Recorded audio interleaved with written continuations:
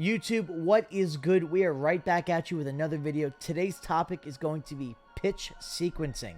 Not only is this going to help you get more outs and get more strikeouts on the mound, but this could actually help you at the plate too, because if you can try to anticipate what the person on the mound is about to throw to you, you can end up hitting a lot better, because let's be honest, if the guy's only throwing you fastballs and for some reason you're still sitting slider, you're not going to get a hit. But for mostly today, it's going to be just the defensive side, what pitch to throw and when. With that being said, be sure to like and comment on this video. Hopefully I cover everything. If I don't, leave a comment on the video. Tell me what you do that I personally might not, or really just your suggestion in general. Be sure to sub as well. We are slowly climbing here on YouTube, and I appreciate everybody doing what you are doing for me. Let's get right into the video. Let's start with step number 1. So the first step is ultimately just practice. You're not really going to be able to learn how to throw the ball, how to locate pitches without any sort of practice. So what I recommend doing, so there's no penalty to you or anything like that to your Diamond Dynasty team, go to the main menus, scroll all the way to the bottom, and at the bottom you'll see a button that says Custom Practice. This is the spot that you want to be on. So once you're in custom practice, your team doesn't matter. Me personally, I'm just choosing the Yankees and the Blue Jays. Another thing you want to consider, just to make it as realistic as you can, in the middle of the screen, you do see a button that says Casual. This is going to be influenced with your right stick. Shift it to the right 2 times to where it says Competitive. This makes it as close to as Diamond Dynasty as you could possibly get it. There is also the option to use custom rosters if you want to use exact pitch mixes, like a guy like Randy Johnson, Pedro Martinez, but that's up to you. Honestly, for me, I just try to make sure that I'm throwing with a pitcher that I know the pitch is for, and I just get the practice with that. So once you're loaded into the custom practice, it's going to load you on to where you are the pitcher. This is exactly where you need to be. You don't need to change anything else. Now, I will recommend playing on the difficulty that you most likely play on. For most of the player base, it's probably going to be on All-Star difficulty or Hall of Fame difficulty. If that works for you, or if you're trying to get better pitching at a higher difficulty, this is a great place to come in and practice those pitches. Now, the next step is you're going to want to use pinpoint pitching only. The reason I say this is that this is the most rewarding system for your pitching interface. As for the rest of the settings, they are personal preference. The rest of the settings, they don't really influence what you do with the ball. It's mostly cosmetic, but it's up to you whether or not you want to do it or not. Ultimately, the biggest key point here is play the difficulty that you normally want to play on or want to get better on, and make sure that pinpoint is on. So as you can see, I have Garrett Cole on the mound.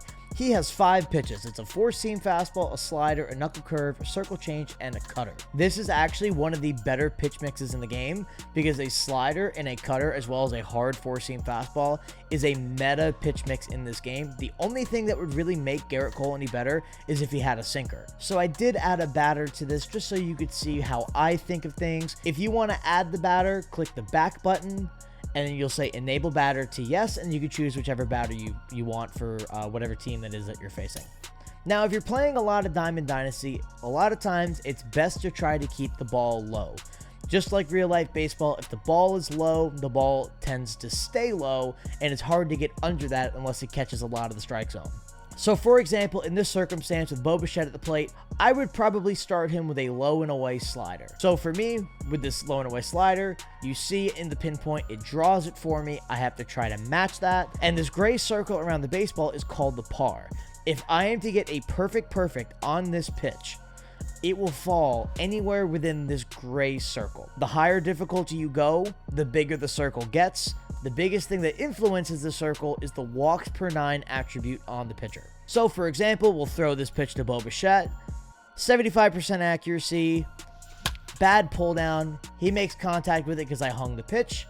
That probably would have gotten caught. Worst case scenario, it was a foul ball. But like you can see, I did not throw a good pitch there, and that's why it ended up being right down the middle. Luckily, he was late on it, so he really didn't hit the ball that hard. But seeing that he was late on that pitch, and it was basically down the middle, this might give you a green light to throw a fastball high and inside.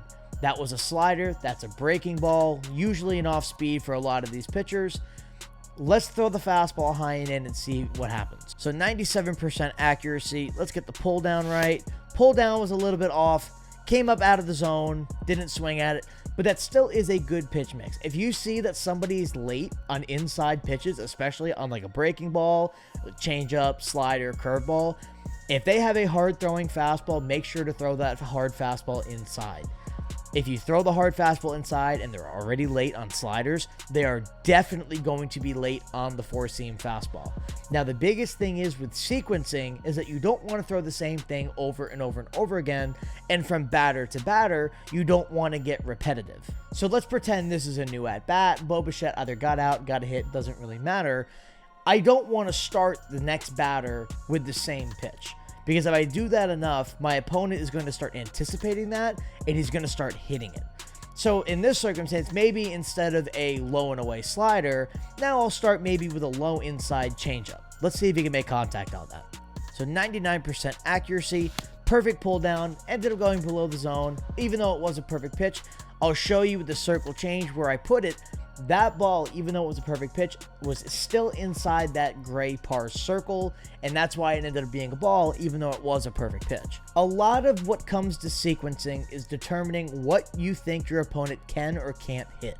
Again, if they are being late on every fastball, if they're being late really just on every pitch in general, throwing faster pitches might actually benefit you more than throwing a changeup or a slider. Like I said, if they're already late on a slider or a changeup, they're probably going to be late on a fastball as well. Another thing to recognize too is this person making quality swings?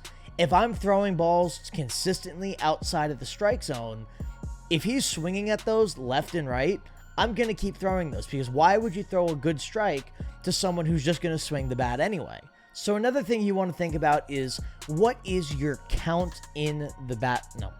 So another thing you want to think about is, what is the count in your current at-bat? Let's say you have a brand new at-bat, it's an 0-0 count. You could really throw anything. You can go high inside, you can go low away.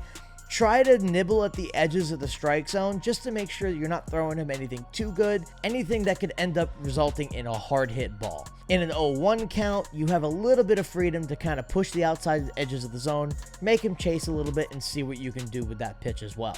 In an 0-2 count, you could throw the ball wherever you want. Honestly, I prefer throwing the ball outside the strike zone on an 0-2. A lot of times, players get a little bit flustered. On an 0-2 count, they're just trying to make contact to stay alive. If the ball is anywhere close to the strike zone in any way, shape, or form, even if it's actually outside of it, they'll most likely swing anyway. Now, I do want to say, when you are behind in the count, 1-0, 2-0, and 3-0, be sure not to give any meatballs to your opponent. A lot of times, especially in a 2-0 and a 3-0 count, people are waiting for a fastball down the middle. So I know sometimes it gets frustrating. You just say, damn it, let me throw a strike. Let's see what happens. Throw it down the middle, and then they rock one. That's why. Even though it's a 3-0 or 2-0 count, you still need to throw a quality pitch where even if they swing at it, it's not a guaranteed hit every single time. Like when you're hitting at the plate, there has to be an approach when you come up to every at-bat. You can't come up to an at-bat and just spam 4 fastballs, have him swing and miss at the first one, swing and miss at the second one. He finally gets a piece in the third one, and then the fourth one is an automatic strikeout. Very rarely does that actually happen, especially in this game where foul balls tend to be a little bit more of an issue. I would always say, come in with an approach. Try to sequence your best breaking balls with your best fastballs in good locations, and learn your opponent as the game goes on. If you're in the 6th inning and you notice that your opponent is really hitting the fastball super well, but he's struggling with the off speed, keep throwing that off speed more than the fastball. Maybe use the fastball as a strikeout pitch. Maybe use the fastball as a get ahead pitch. But at the end of the day, you should be able to realize, hey, this guy's really struggling with this pitch specifically. Let me throw this a little bit more, and let me see if it causes more either swings and misses or just weak hit balls. So in the example of Garrett Cole, he has the 4-seam slider that goes to 96 to 100 miles an hour and the cutter from 90 to 95. Now, there is a phenomenon in this game called tunneling. This is also how it works in real life as well. If you throw a different pitch in the same location from the same arm slot, that pitch may look the same until the very end of the pitch. Let me show you what I mean by this. So I'm going to throw a high inside fastball right here just to show you, it's a pretty straight fastball. Nothing really crazy to it. It just floats right in. It basically darts into the zone. Now, if I throw a cutter high and inside and try to tunnel that fastball, not only will the speed difference kind of mess somebody up, because in that particular circumstance, it looked like a four-seam fastball. But if they're ready for a 100 mile an hour, anywhere from a 96 to a 100 mile an hour fastball, and like that cutter was 92, if they swing at 98, but it's actually 92, they're either A, not going to make contact with it, or B, it's going to be very weak contact and it'll just be an easy out. Ultimately, though, it is a good idea just to learn your opponent's tendencies, learn who he's playing. Obviously, if it's like a lefty and you have a lefty on the mound, try to hit that inside pitch. A lot of times, lefties tend to struggle on an inside pitch to another lefty pitcher. That is just an option that I normally try to go to, and then maybe go with an outside slider every now and then just to throw them off. But ultimately, when it comes to sequencing, it's best to just make your opponent guess. If they are guessing at the plate, they're most likely not going to make good contact. Mix up your pitches, be random, make sure you're putting them in good locations, and try not to throw anything down the middle, even if you're way behind the count and you just need a strike. The way I see it, it's best to walk the guy on 4 pitches and get to the next batter, then throw a fastball down the middle and have him hit a home run off of you. Hopefully these tips helped you. If I did leave anything, please leave a comment below on this video to tell me what I missed, or if there's something you do in particular that could change even my perception on how to sequence pitches. I appreciate you as always for sticking around and watching this video. Please be sure to like this video and sub to the channel if you haven't already. I hope everyone has a fantastic day, and I'll catch you in the next one.